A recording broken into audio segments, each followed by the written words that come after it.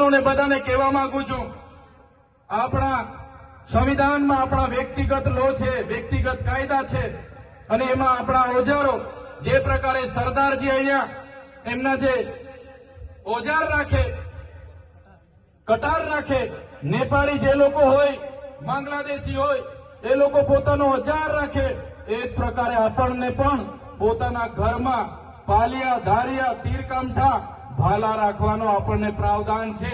ત્યારે આપણે બધાને કહેવા માંગીએ છીએ, આપણા ઘરમાં જે પણ સાધન સામગ્રી, આપણા ઘરના ઓજારો છે, એ ઓજારો બધાએ સાચવીને મૂકવાના છે।